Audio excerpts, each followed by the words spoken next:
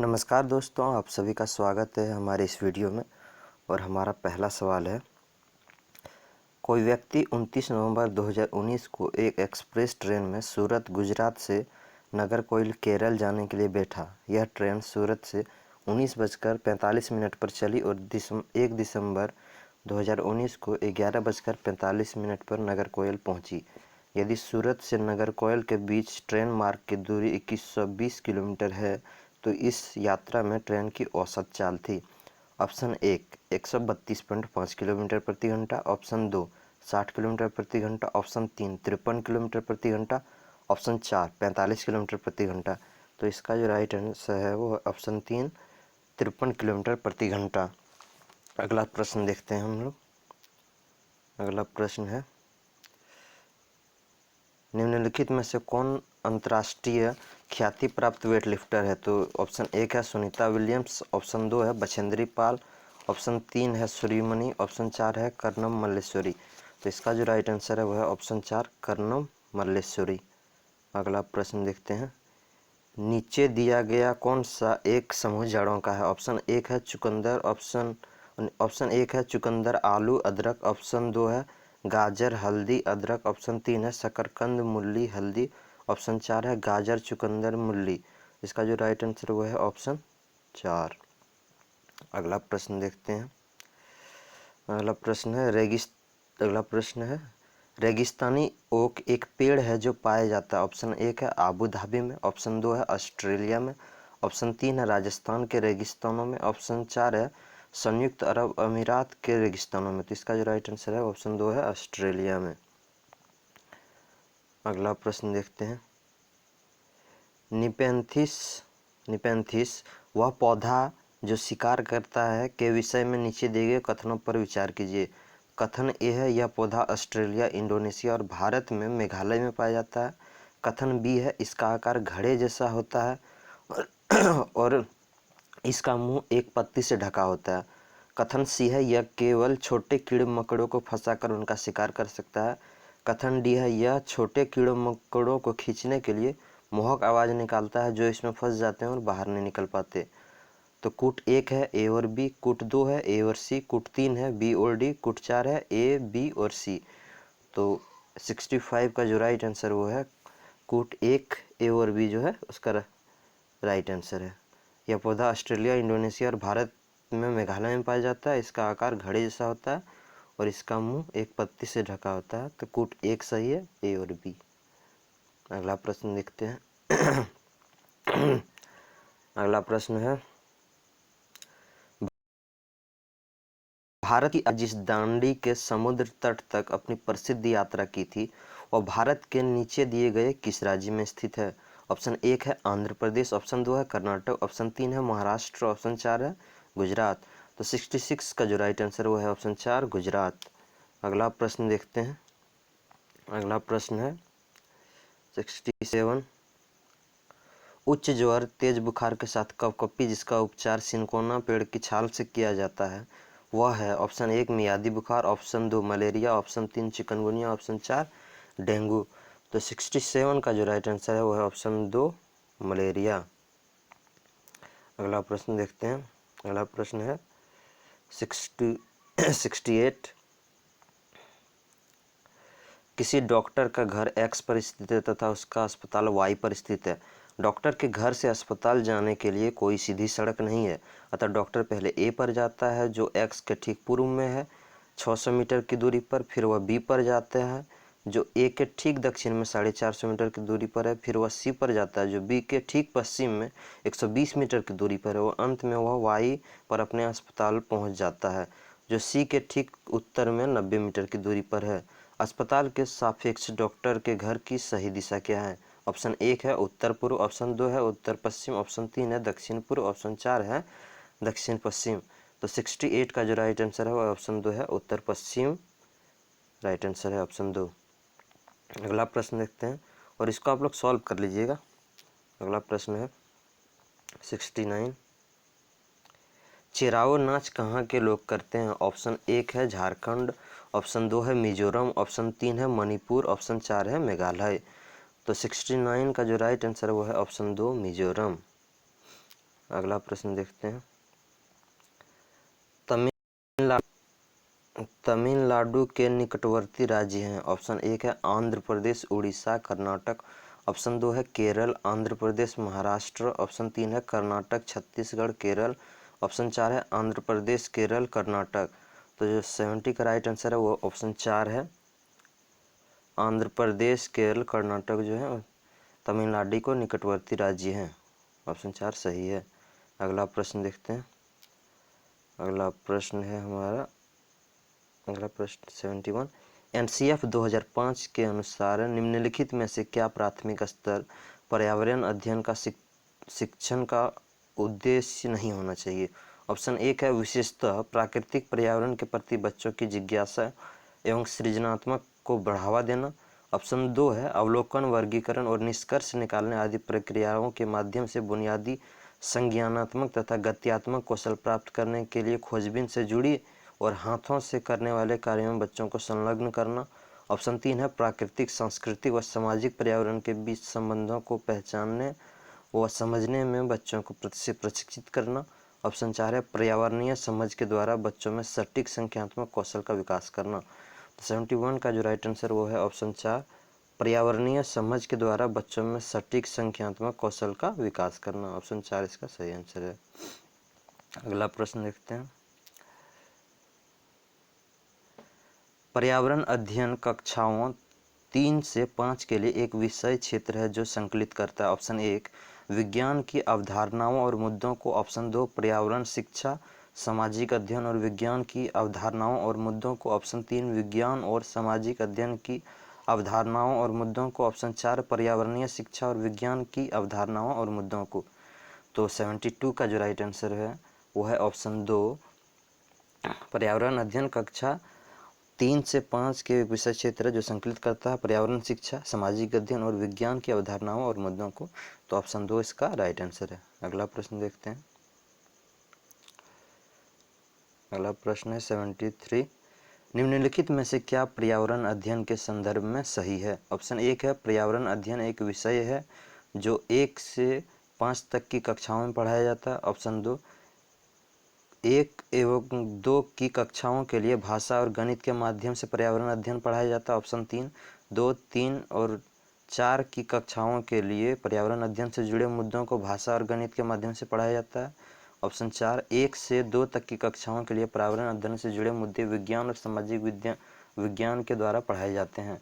तो 73 का जो राइट आंसर है वो है ऑप्शन 2, 1 तथा 2 की कक्षाओं के लिए भाषा और गणित के माध्यम से पर्यावरण अध्ययन पढ़ाया जाता है। अगला प्रश्न देखते हैं।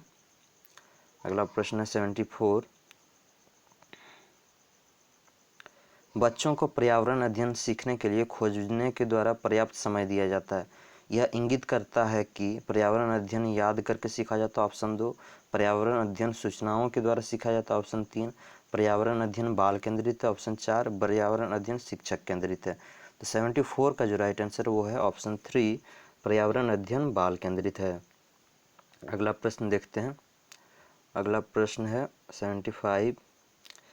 निम्नलिखित में से कौन सा पर्यावरण अध्ययन पाठ्यक्रम के सुझावित प्रकरणों का उपप्रकरण है? ऑप्शन 1 है परिवार और मित्र। ऑप्शन 2 है भोजन। ऑप्शन 3 है जानवर।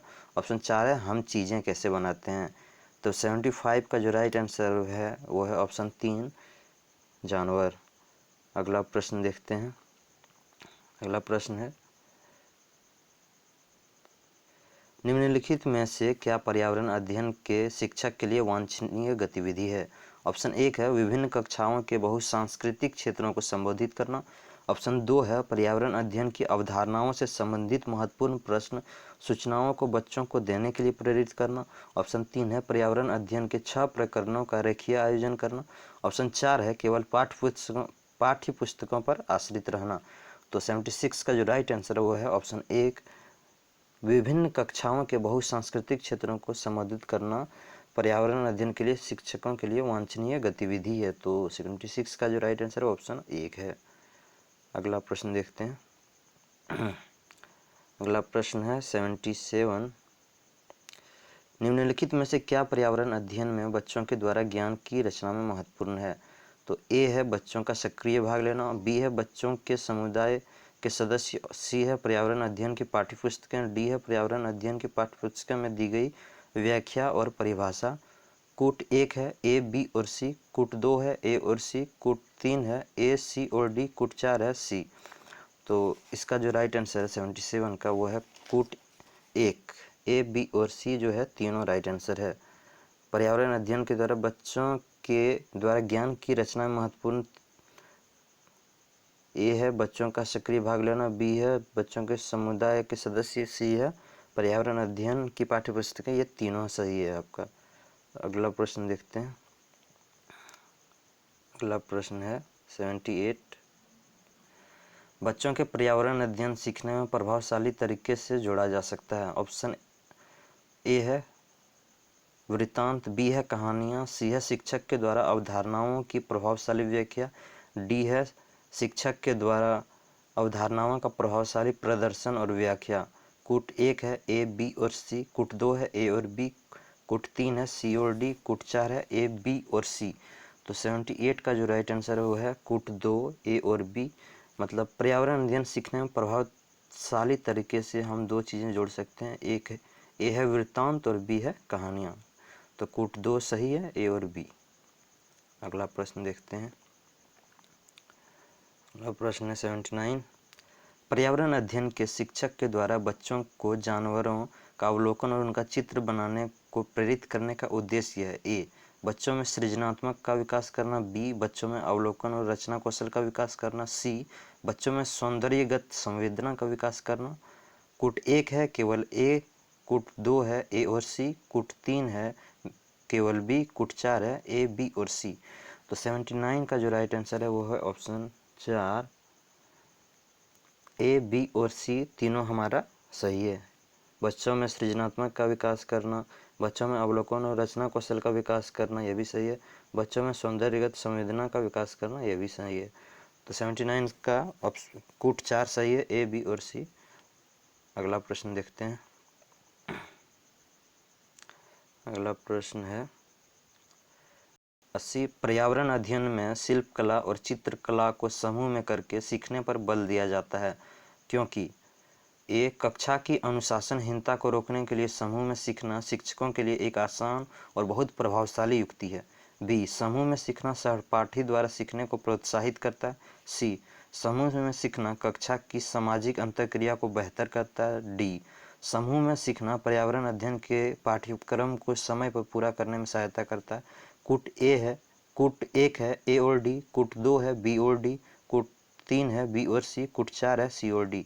तो 80 का जो राइट आंसर है वो है ऑप्शन 3, बी और सी। पर्यावरण अध्ययन में शिल्पकला और चित्रकला को समूह में करके सीखने पर बल दिया जाता है क्योंकि समूह में सीखना सहपाठी द्वारा सीखने को प्रोत्साहित करता है और सी, समूह में सीखना सामाजिक अंतःक्रिया को बेहतर करता है। तो ये दोनों आपका सही आंसर है। अगला प्रश्न देखते हैं। अगला प्रश्न है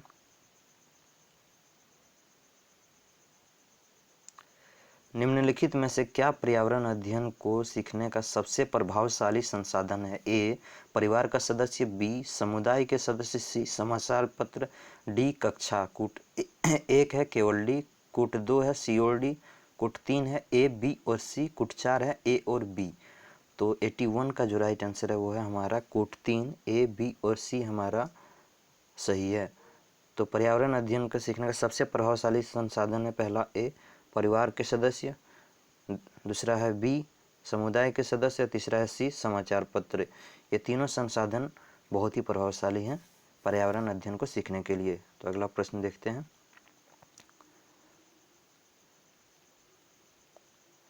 निम्नलिखित सीखने के कौन से सिद्धांत का पर्यावरण अध्ययन में अनुसरण होता है।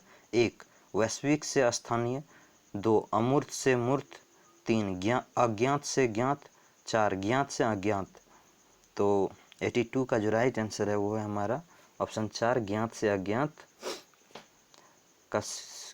अज्ञात सिद्धांत का पर्यावरण अध्ययन में अनुसरण होता है। ऑप्शन 4 इसका सही आंसर है। अगला प्रश्न देखते हैं। अगला प्रश्न है 83 निम्नलिखित में से कौन सा पर्यावरण अध्ययन में सीखने का रचनात्मक आकलन का साधन नहीं है? ऑप्शन 1 पोर्टफोलियो, ऑप्शन 2 क्रम निर्धारण मापनी, ऑप्शन 3 वर्णन अभिलेख, ऑप्शन 4 वार्षिक उपलब्धि परीक्षण। तो 83 का जो राइट आंसर वो है ऑप्शन 4 वार्षिक उपलब्धि परीक्षण। अगला प्रश्न देखते हैं। अगला प्रश्न है 84 निम्नलिखित में से किसको पर्यावरण अध्ययन में बच्चों के आकलन में दूर करना चाहिए? ऑप्शन 1 है बच्चों के उत्तरों को सही या गलत रूप में आंकना, ऑप्शन 2 कक्षा 5 के ईवीएस पाठ्यपुस्तक में प्रत्येक पाठ के अंत में दिए गए आज हमने क्या सीखा पर चर्चा करना, ऑप्शन 3 आकलन के संकेतकों का उपयोग, ऑप्शन 4 बच्चों के सीखने के गुणात्मक आकलन। तो 84 का जो राइट आंसर वो है ऑप्शन 1 बच्चों के उत्तरों को सही या गलत रूप में आंकना, यह सही है। अगला प्रश्न देखते हैं। अगला प्रश्न है क्वेश्चन नंबर 85 एक कक्षा 5 की शिक्षक एक क्रियाकलाप का संचालन करती है जिसमें वह कक्षा के बच्चों से फर्श पर चीनी के कुछ दाने डालने को कहती है और चींटियों के आने का इंतजार करने को कहती है। तो बच्चों के इस क्रियाकलाप से अर्थपूर्ण सीखने को मिल सकता है यदि शिक्षक ऑप्शन 1 है बच्चों को क्रियाकलाप का अवलोकन करने को प्रेरित करती है, ऑप्शन 2 है बच्चों को अपने अनुभव साझा करने को प्रेरित करती है, ऑप्शन 3 है बच्चों को क्रियाकलाप का अवलोकन अनुभव साझा और उस पर चर्चा करने को प्रेरित करती है, ऑप्शन 4 है बच्चों को क्रियाकलाप से संबंधित प्रश्नों को घर से करने को प्रेरित करती है। तो 85 का जो राइट आंसर है वो है ऑप्शन 3 बच्चों के क्रियाकलाप का अवलोकन अनुभव साझा और उस पर चर्चा करने को प्रेरित करती है, ये राइट आंसर है। अगला प्रश्न देखते हैं। अगला प्रश्न 86 नीचे दिए गई सूची पर विचार कीजिए। कछुआ, घड़ियाल, कौवा, बतख, मछली। इस सूची में से निम्न में से कौन सा दूसरे से भिन्न है? ऑप्शन 1 है मछली, ऑप्शन 2 है कौवा, ऑप्शन 3 है घड़ियाल, ऑप्शन 4 है कछुआ। तो हम देख सकते हैं 86 का जो राइट आंसर होगा वो होगा ऑप्शन 2 कौवा। अगला प्रश्न देखते हैं। अगला प्रश्न है हमारा अगला प्रश्न है हमारा 87। ये 87 है प्रश्न। सूची 1 सुमेलित कीजिए। सूची 1 सूची 2। सूची 1 में शहर राज्य दिया गया है, सूची 2 में अत्यंत पसंद का भोजन दिया गया है। तो सूची 1 में ए है हांगकांग, सूची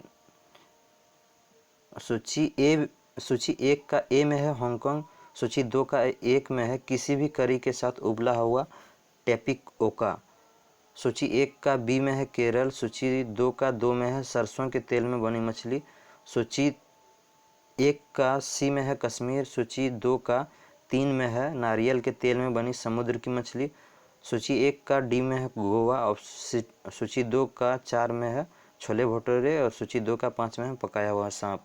तो इसको हम अगर मिलाते हैं तो इसका जो राइट आंसर होगा वो होगा 87 का जो राइट आंसर है वो होगा ऑप्शन 2। ए का हो जाएगा 5, बी का हो जाएगा 1, सी का हो जाएगा 2 और डी का हो जाएगा 3। तो इसको हम लोग मिला लेते हैं। ए का हो जाएगा हांगकांग में पकाया हुआ सांप काफ़ी पसंद किया जाता है। बी का है 1 केरल में किसी भी कड़ी के साथ उबला टेपिओका बहुत पसंद किया जाता है और सी का है 2 कश्मीर में सरसों के तेल में बनी मछली काफ़ी पसंद किया जाता है और डी का है 3 गोवा में जो है नारियल के तेल में बनी समुद्री मछली काफ़ी पसंद किया जाता है। तो ये ऑप्शन 2 इसका राइट आंसर था। अगला प्रश्न देखते हैं। अगला प्रश्न है 88 नीचे दिए गए पक्षियों की कौन सी प्रजाति झटके से अपनी गर्दन आगे पीछे करती है? ऑप्शन 1 है उल्लू, ऑप्शन 2 है कौवा, ऑप्शन 3 है बसंत गौरी, ऑप्शन 4 है मैना। तो 88 का जो राइट आंसर है वह ऑप्शन 4 मैना अपने गर्दन को आगे पीछे करती है झटके से। अगला प्रश्न देखते हैं। अगला प्रश्न है हमारा, लोड हो जाए। हाँ, अगला प्रश्न है हमारा 89। घरों के नीचे दिए गए विवरणों पर विचार कीजिए। ये है, राजस्थान में गांव के लोग मिट्टी के घरों जिनकी छतें कंटीली झाड़ियों होती है और में रहते हैं। बी है, मनाली हिमाचल प्रदेश में घर बांसों के खंभों पर बनाए जाते हैं। सी है, लेह में पत्थर के 2 मंजिल घर बनाए जाते हैं, नीचे की मंजिल पर ज़रूरत का सामान और जानवरों को रखते हैं। कुट 1 है ए और बी, कुट 2 है बी और सी, कुट 3 है ए और सी, कुट 4 है सी। तो 89 का जो राइट आंसर है वो होगा कुट 3 ए और सी। तो हमारा ऑप्शन ए और सी जो है वो राइट आंसर है। अगला प्रश्न देखते हैं, और ये हमारा लास्ट सवाल है 90। हाथियों के विषय में नीचे दिए गए कथनों पर विचार कीजिए। 1, हाथी बहुत कम आराम करते हैं, यह एक दिन में केवल 2 से 4 घंटे ही सोते हैं। 2, एक बड़ा हाथी एक दिन में 200 किलोग्राम से अधिक पत्तियां और झाड़ियां खा लेता है। 3, इन्हें पानी और कीचड़ में खेलना बहुत भाता है, इससे इनके शरीर को ठंडक मिलती है। 4, किसी हाथियों के झुंड में सबसे बुजुर्ग हथनी ही सभी फैसला लेती है। कुट 1 है 1, 2 और 3, कुट 2 है 2, 3 और 4, कुट 3 है 3, 4 और 1, कुट 4 है 1, 2 और 4। तो 90 का जो हमारा राइट आंसर वो होगा ऑप्शन 3, 3, 4 और 1 हमारा राइट आंसर है। मतलब इन्हें पानी और कीचड़ में खेलना बहुत भाता है और इससे इनके शरीर को ठंडक मिलती है। 4, किसी भी हाथियों के झुंड में सबसे बुजुर्ग हथनी ही सभी फैसले लेती है। और 1 जो है राइट आंसर है, हाथी बहुत कम आराम करते हैं, यह एक दिन में केवल 2 से 4 घंटे ही सोते हैं। तो इसका जो राइट आंसर है कुट 3 है, 3, 4 और 1 हमारा राइट आंसर है। तो हमारा वीडियो समाप्त होता है। अगर आपको वीडियो अच्छा लगा हो तो लाइक करें, चैनल को सब्सक्राइब करें और हो सके तो अपने मित्र को शेयर करें। धन्यवाद।